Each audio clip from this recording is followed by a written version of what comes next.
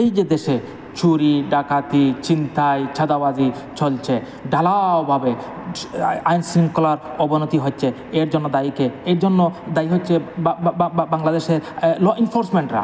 কেননা এদের কাজ কি? এদের কাজ তো হইলো এইগুলা কন্ট্রোল করা, কিন্তু এরা কন্ট্রোল করতে পারছে না। এর জন্য সমস্ত দায়িত্ব এরাই নিতে হবে। যখন খুনি হাসিনা ক্ষমতায় ছিল তখন সময় জামাত ইসলামের 4-5 জন লোক 4তলা 5তলায় বসিয়া তারা 4-5 জন বন্ধু চা খাইতো, তখন সময় তারা সাথে সাথে খবর পাইতো এই এখানে সন্ত্রাসীরা আছে, এখানে জঙ্গিরা আছে, সাথে সাথে গিয়ে অ্যারেস্ট করতো। আপনারা কি দেখেন নাই? তো এখন যে দিন দুপুরে চিন্তাই চলছে, চাঁদাবাজি চলছে, এই সন্ত্রাসী চলছে, খুনাখুনি চলছে, ল এনফোর্সমেন্টরা দেখে না? এর জন্য সম্পূর্ণ দায়িত্ব এরা নিতে হবে।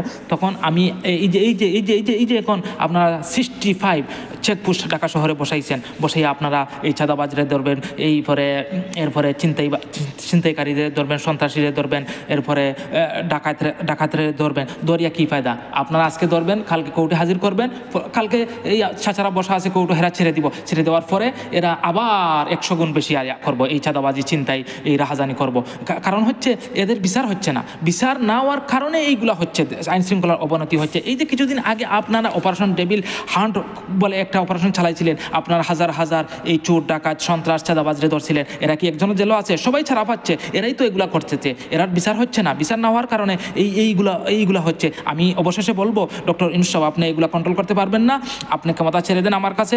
আমি 6টা মাস দেশ চালাই, আমার অনেক ট্রেনিং আছে, আমার অনেক অভিজ্ঞতা আছে। আপনার চেয়ে 1000 গুণ বেশি অভিজ্ঞতা আছে দেশ চালানোর ব্যাপারে। আপনি আমার কাছে ক্ষমতাটা ছেড়ে দেন, আমি দেশটা 6টা মাস চালাই। আপনারা দেখেন কিভাবে এগুলো আমি কন্ট্রোল করি। আপনি এটা ব্যর্থ হচ্ছেন। আপনি আমার চেয়ে হাজার গুণ উপরে আছেন, কিন্তু এই দেশ চালানোর জন্য আপনার অভিজ্ঞতা অনেক কম। আপনি ক্ষমতাটা ছেড়ে দেন আমার কাছে।